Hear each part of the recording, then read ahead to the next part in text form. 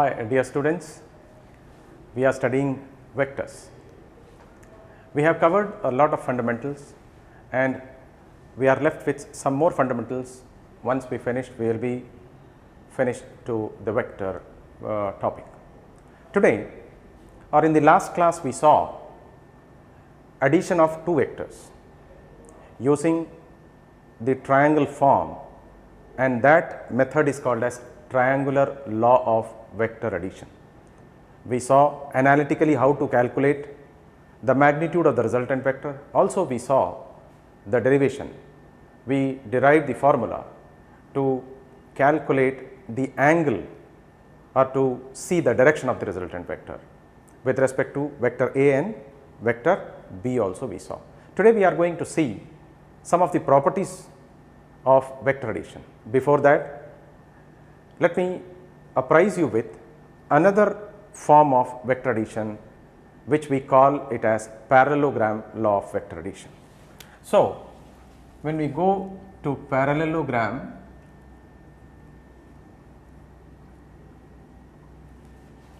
law of vector addition,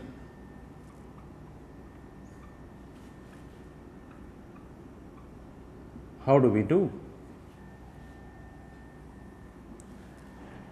Remember, in the last class we said if we have one vector A, another vector B, then I said to add, the basic requirement was tail of one vector must be made coinciding with the head of the other. So, let me shift this vector parallelly, which is like this. So, this is vector B. So, what I did, I adjusted the tail of vector B to coincide with the head of the A. So, let me rub this vector because these two vectors are same, and therefore, I rub this one. Now, I say these two vectors form the two sides of a triangle, and this side will be the closing side. So, the closing side length will make the magnitude of the resultant vector. As such, this is the magnitude of the resultant vector. I told you the order of the two vectors, order of the direction of the two vectors is like this. The resultant will have the opposite order. So, therefore, the direction of the resultant vector is this. So, thus we see that this form the triangular law of vector addition. But now we want to look for the parallelogram law of vector addition. To do so, let me suppose that this is vector A and here I have this vector as B.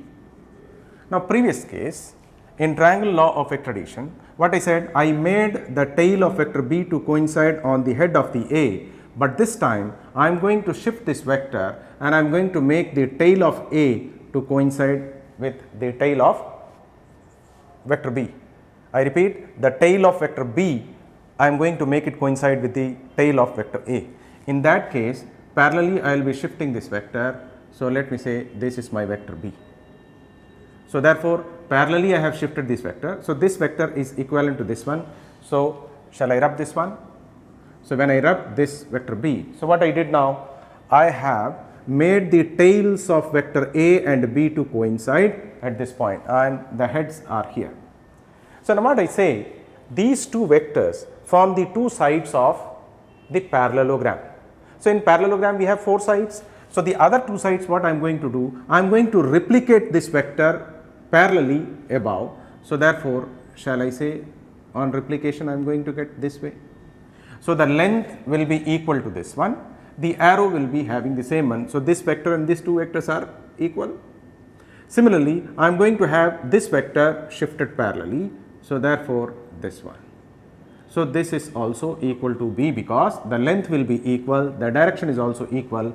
As such, this completes a parallelogram figure. Now, it has got two diagonals. This is one diagonal and this is another diagonal. So, I want to add these two vectors. So, in this parallelogram, the resultant will be that diagonal which will join the two tails and two heads. If I see this diagonal, I am going to have tail and head. Here also tail and head. But for me, the diagonal that I am going to consider under addition of two vectors, tail and tail to head and head, that diagonal. So, therefore, this is the diagonal. So, this length will be equal to the magnitude of the addition of vector A and B. So, therefore, this is going to be the resultant vector magnitude. So let me put this one, this is the resultant vector. So when I put vector, the magnitude is the length, the direction. Direction, what I said, see please, A and B has the same order of direction. So the resultant will have the opposite order. So therefore this will be the direction of the resultant vector. Now I said this is based on triangular law of vector addition, whereas this one we call it as parallelogram law of vector addition. So in parallelogram law of vector addition is nothing but simply if you see that, see please, this side and this side is similar here, and you have the closing side of the triangle. So we can say that this A, B and the resultant vector forms the triangle law of vector addition. Similarly, I can say that the top one I have the same again. See, B head is coinciding on the tail of A. So these two vectors form the two sides of a triangle. This diagonal again forms the closing side of the triangle. So as such, this is nothing special, but we can say that two triangles we have, and this together, two triangles together make a parallelogram, and we call this one as parallelogram law of vector addition, right? Now next let us see the properties of vector addition. Next let us see the properties of vector addition. So properties, the first property I say, I want to add two vectors. So let me say this is vector A, this is vector B. The two forms the two sides of a triangle. Now this vector A and B, when we have two vectors will always lie on a plane. So I can say that these two vectors are coplanar. These two vectors are always coplanar. That means both the vectors lie on the same plane. Now when I try to add these two vectors, I will get the resultant one, and the resultant vector is R. Say this is equal to A plus B. Now what I will find is always that the resultant vector will always lie on the plane in which vector A and vector B lies. In that case, now I can say that the sum of two vectors and its resultant, or two vectors and its resultant will always lie on a same plane. Therefore A, B and R, all these three vectors will be coplanar. Number 2, if we have two vectors, whatever be the direction of two vectors, always two vectors will be coplanar. Let me say this is vector P and let us say this vector Q. Any direction you can have. If I say this is one vector, if I say this is one vector, this is another vector, I can have this two vector any direction. If I have like this, this is in a plane. If I keep this one like this, this is in a plane. If I keep like this, this is in a plane. So always two vector will lie on a plane. In other words, I can say two vectors are always coplanar. So this happens to be the second property. I can say two vectors always lie on a plane, So we can say that two vectors are always coplanar,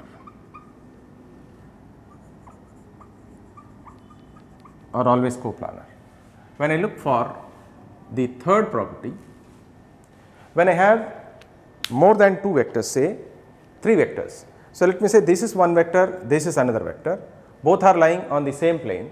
I can have the third vector lying like this on the same plane. So these three vectors can be in the same plane. Also I can have the third vector like this. When the third vector is lying like this, then I would say that these two vectors are lying in one plane, whereas this is not lying on the same plane. So what inference that I can make out of this is that three vectors may be coplanar or may not be coplanar. So therefore three or more vectors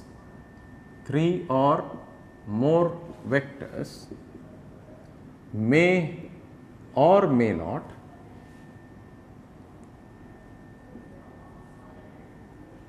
be coplanar. Fourth,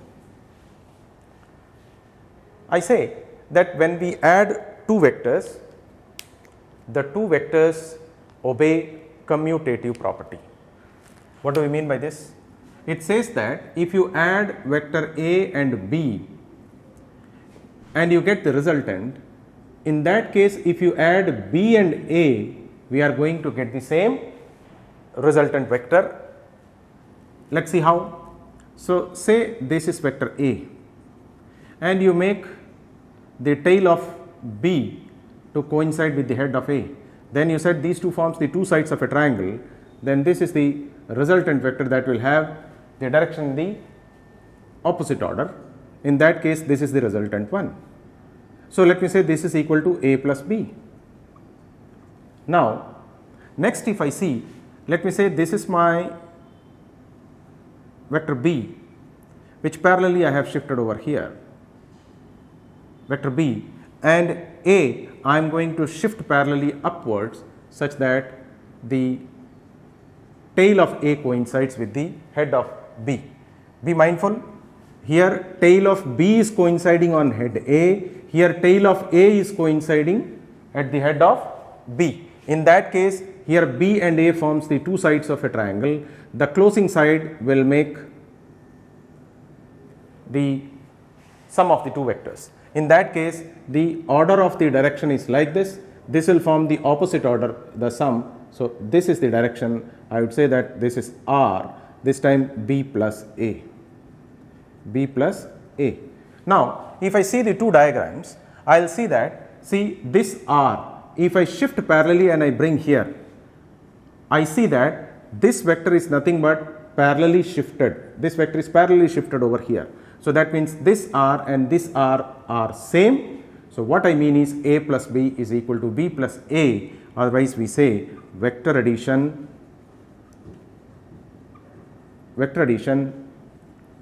obeys commutative property.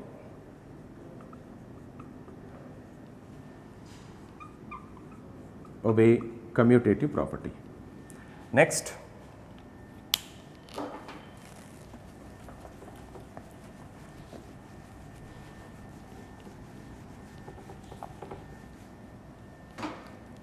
fifth property I say, when we add two vectors, the result is maximum when the two vectors are in parallel direction. That means the resultant of sum of two vectors is maximum when the two vectors are parallel vectors. What do I mean by this statement?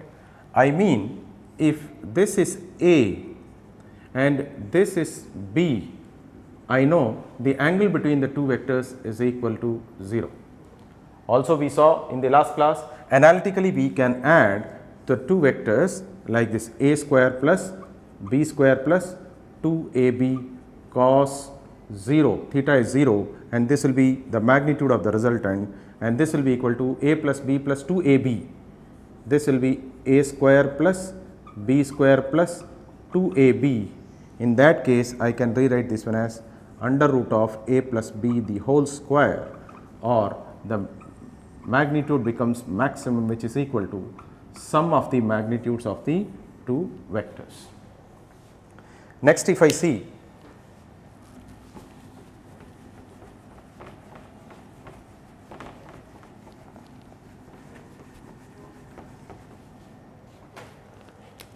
sixth property, we talked about the resultant of sum of the two vectors is maximum, we said. Next, definitely logically we will be talking about the minimum one. So, the resultant of sum of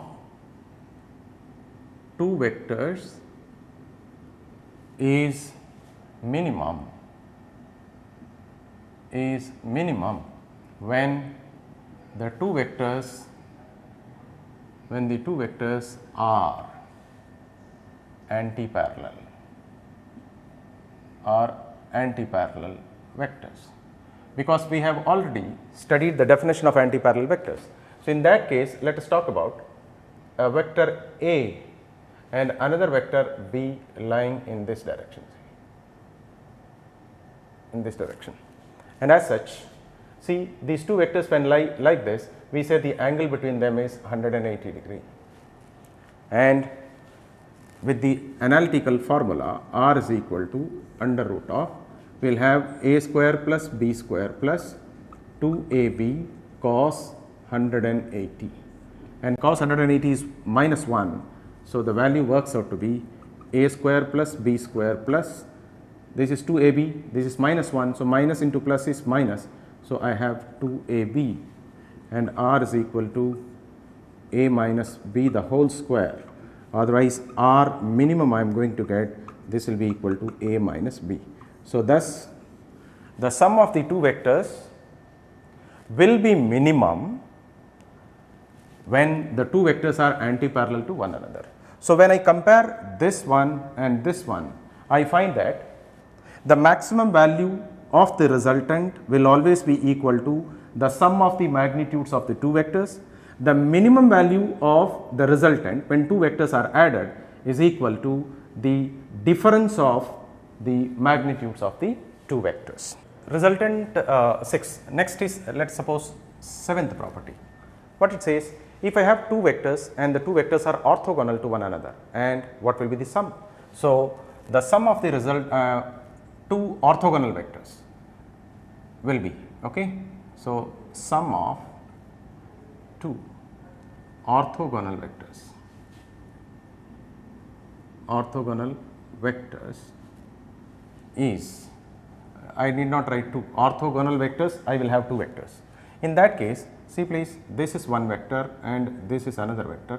We have already studied orthogonal vector will always make 90 degree to one another, they are perpendicular to one another. So, if I say this is vector A, this is vector B, then the closing side of the triangle taken in opposite order will form the resultant vector. When I talk about the magnitude, then magnitude of the resultant vector is going to be a square plus b square plus 2ab cos the angle between two vectors is 90 degree. So, cos 90 happens to be 0. So, therefore, this is a square plus b square. So, I can say that sum of orthogonal vectors is always r is equal to root under a square plus b square. When I see the next property,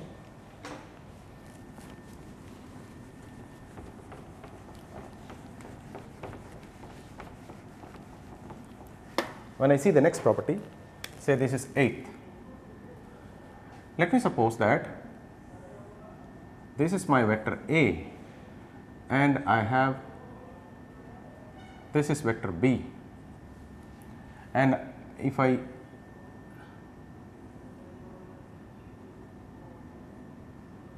say like this, the two vectors, and the sum of the two vectors is going to be like this, this will be the resultant vector.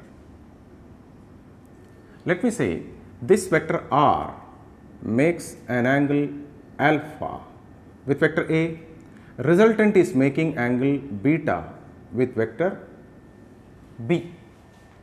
Now, let me say that the magnitude of A is equal to magnitude of B.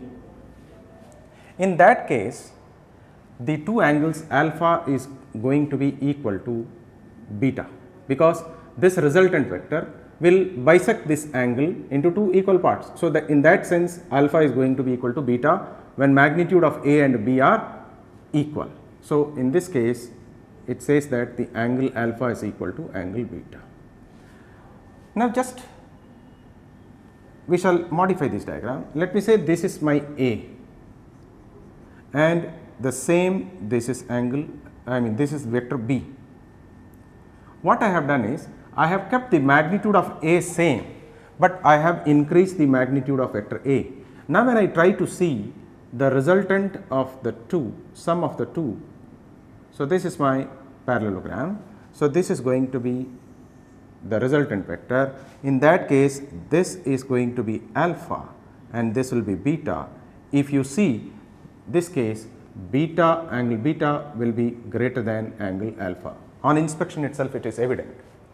So, shall I say that when I find the sum of two vectors A and B, in that case the resultant that I am going to have, the resultant will always be closer to the vector that has larger magnitude, because you see beta is greater, that means the resultant is away from the vector that has shorter magnitude. So, I say, see, the resultant of the sum of two vectors are always nearer to the vector of larger magnitude, to the vector of larger magnitude. Let us move on to the next property.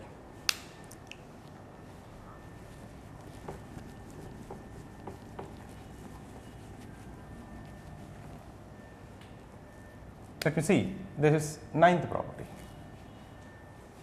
I have vectors, two or more vectors I have, and I see that, say like this is vector A, this is vector B, this is vector C, say this is vector D, and say this is vector E.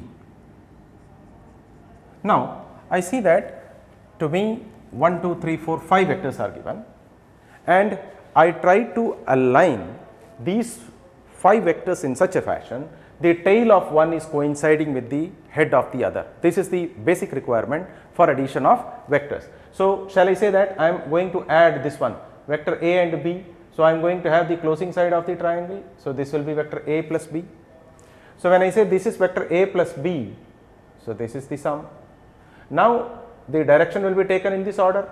So, now shall I say that A plus B is a vector, that head of the A plus B is lying on the tail of C.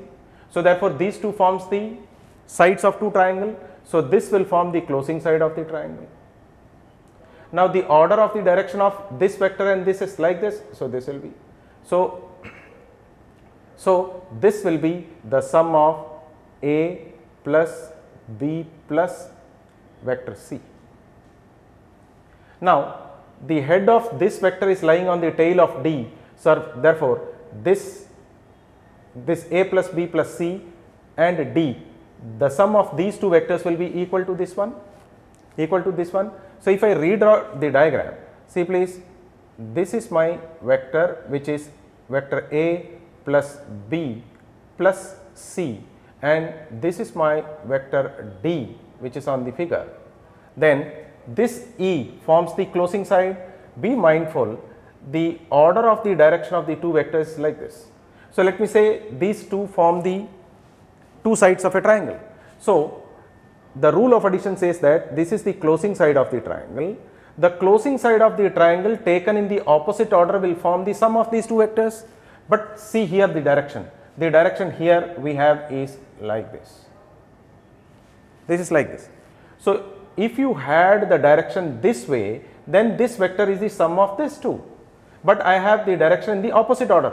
So, therefore, what happens if I have in the opposite order? So, then see please, A plus B plus C plus D is equal to this resultant vector. So, shall I put like this, A plus B plus C plus D is equal to my resultant vector taken in this order. But I have this vector here like this. So, this will be equal to minus R, negative of this vector, that means see please, this vector A plus B plus C plus D is like this. If I had in this direction, that will have been R, but instead of that I have like this. So, when I find the sum, see please, vector A plus B plus C plus D I have, the sum of these two, all these vector is equal to this one. So, this happens to be minus r, that means the resultant, negative resultant of this. So, this will be minus r. When you take here, this is 0. So, from this what do we get? Very important result we get here. This minus r is for me now, see please, a plus b plus c plus d. This minus r for me is equal to plus e. So, plus e is equal to 0. So, from this what do I understand is, if I have many vectors and if I can arrange all those vectors in such a fashion that for any two vectors tail and heads are coinciding, and on arrangement if all these vectors form a closed loop, then their sum is always equal to 0. That means, see please, I can write the property: two or more vectors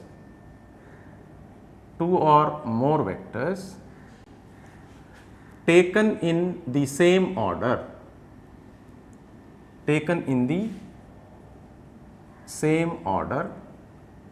if forms a closed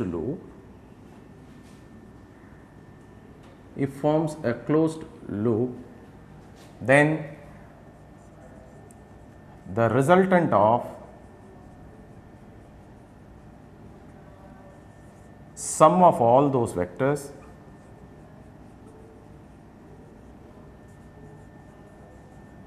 will be 0. This is what the inference that we get from this property. The next property is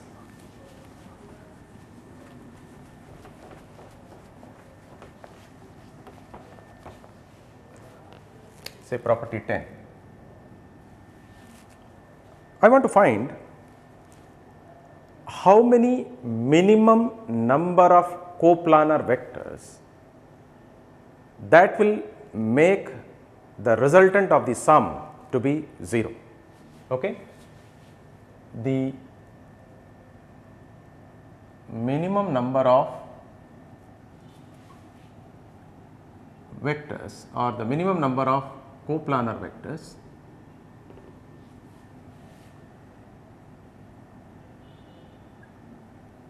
that would result into 0 sum is dash. What I mean?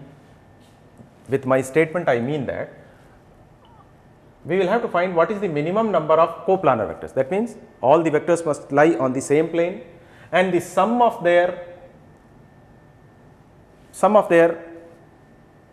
vectors should result into 0 magnitude. This is what I mean.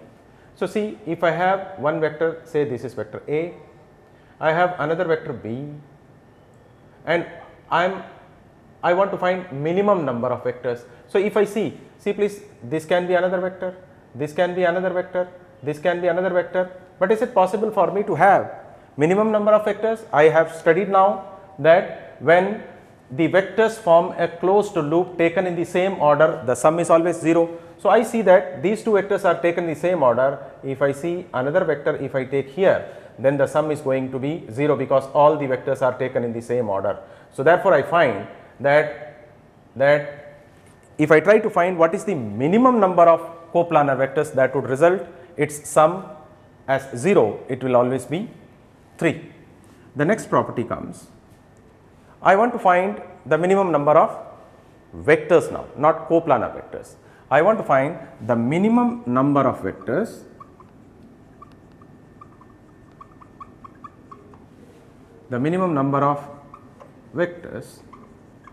whose sum will be 0 is dash. We have to tell what will be the minimum number.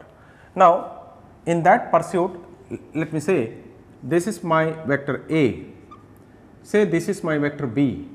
So, these two are coplanar because we have studied that always two vectors will always be coplanar. Okay? Now, okay, these two are coplanar, but for me here the minimum number of vectors, here we said coplanar vectors, so here need not be coplanar. In that case, otherwise let me say the minimum number of non-coplanar, this will give me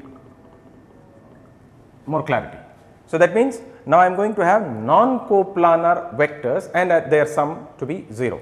So, therefore, A and B, so two vectors will always be coplanar. The third vector I say it must not be coplanar. So, in that case, see please, I can say this is tail, this is head. So, I can place third vector like this. So, tail of the third vector is lying on B. So, taken in this order. Then fourth vector, if I say this is head of this vector, fourth vector if I draw from here tail, and if I join this initial one, I am going to have the resultant 0, because you see all the vectors will be taken in the same order. This is the order, then this is the order, then this is the order. Order is not reversing. If I join this head with another vector tail, and tail head comes here. So, therefore, I find that the minimum number of coplanar vectors whose sum will be 0 will always be 4 vectors. So, dear students, let us wind up this session today, and we shall come up with some different problems based on vectors in the next class. Thank you very much.